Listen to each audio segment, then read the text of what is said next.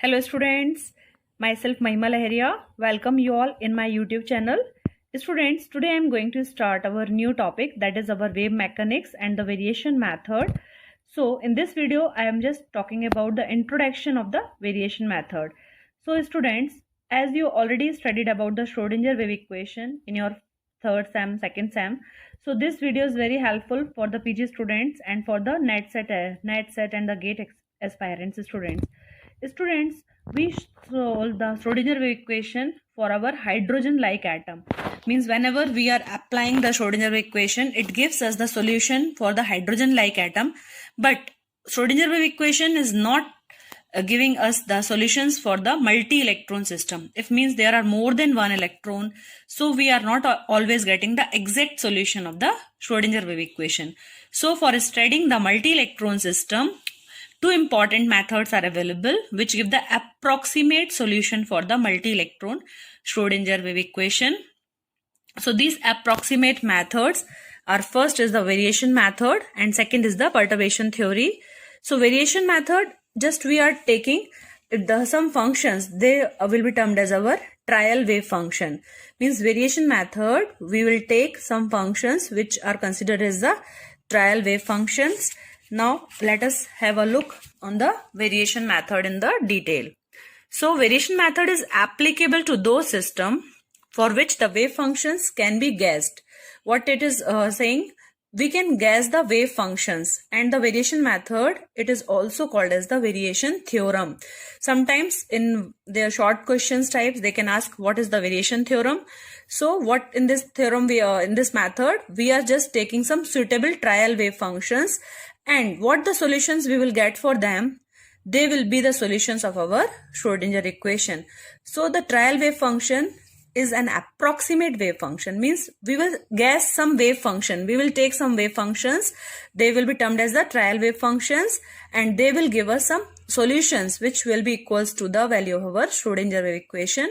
So the trial wave function is an approximate wave function. Means we will just take an approximation which will give the values which are near to the exact energy values.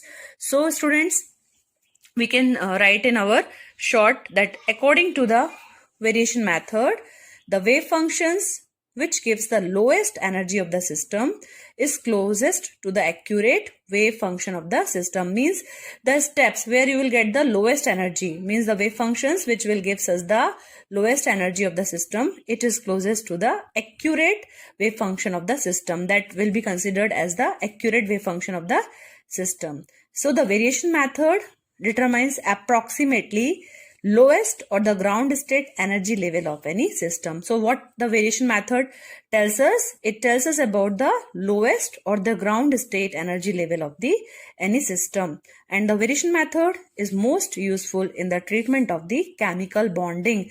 So students, just you have an idea what is the variation method tells us about.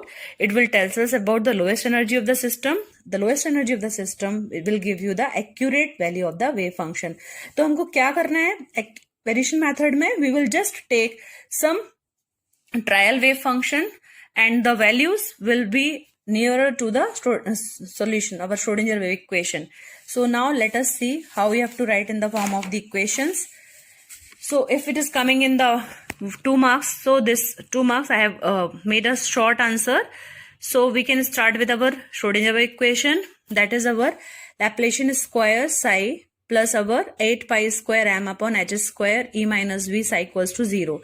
I hope you might be knowing all this. This is a wave function. This is the Laplacian operator. Then our m is the mass of the particle, e is the energy, v is the potential, and h is our Planck's constant. So now on rearranging this term, we will get our E psi equals to minus h square upon 8 pi square m Laplacian square plus v. You take all these term upside, so you will get the value of E psi equals to this. And this black bracket, this represents the operator. That's known as our Hamiltonian operator, that is our represented by H caps. So you can put a Hamiltonian operator in place of this value minus h square upon 8 pi square m Laplacian square plus v. So replace this value from the equation 2 as a h cap psi equals to E psi. We know that this is our eigenvalue, eigenfunction form equation. So h cap, this operator acts on the wave function psi and it is known as an Hamiltonian operator. Now multiply both the side of the equation number 3 by the psi star and integrate over the configuration space. We get, when we will multiply psi here and integrating it, so what we will get, integration of psi star h caps psi into d tau equals to E psi. So again we will multiply here. So E is a constant, we will take it outside. So integration of psi star d tau. What is the d tau here? So d tau is the it's small. This is the xyz. This is a small volume in our space that is representing the d tau. Please watch the previous videos. I have given the link here. So you will have an idea how we will get these equations.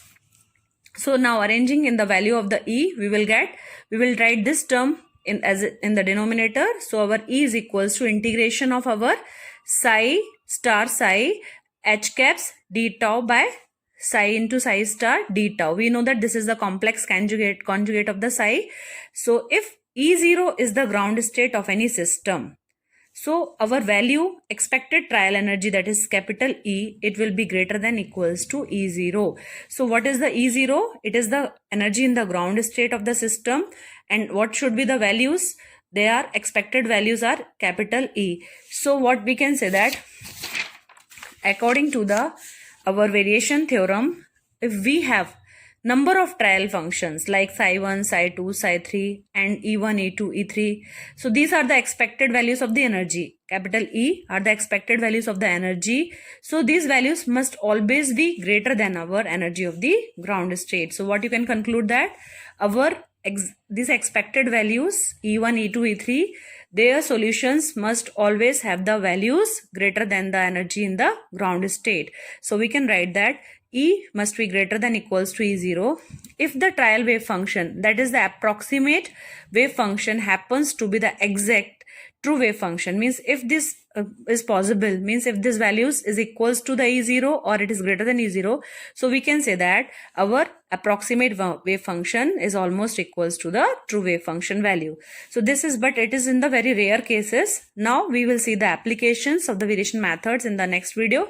Students, sometimes they are asking the question as, what are the steps involved in the variation method? What are the steps involved in the application of the variation method? So this is again I have prepared as a question answers type. So you can see what are the steps involved in the variation method application.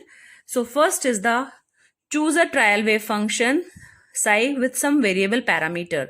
So what is the first step? We have to choose a trial wave function and we will take some variable parameters. Second is the calculate the integral of all these, our psi and psi star and all. We have to do the integration as we have done in this step. First we will take our trial wave function, then we will integrate it, then we will minimize the integral with respect to the variable parameters. Means we have to minimize our integral with respect to the variable parameters. Then the fourth step is the function psi with the optimal value of the parameters is the best approximation of its class to the true wave function. Means when the value comes equals to our trial wave function, it gives you the exact value, and we can say that the lowest value of the nearest approximation to the true energy for all the trial wave function belonging to the same class. Don't write, if it is a complicated sentence, you just write the step which gives you the minimum value, where you are getting the minimum value that gives us the exact energy values of the system. Means our variation theorem, where we are getting the least value for the system,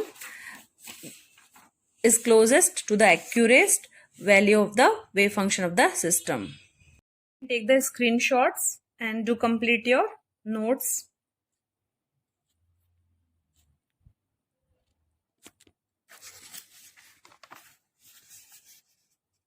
It's not very much tough, but as it is not means quantum mechanics, as you hear the word na, thoda students ko fear ho jata hai ki it's very tough and all. No, so you study in a short, and it's not necessary you should write all the points. If you find some point stuff you can make in your own language and make a short notes.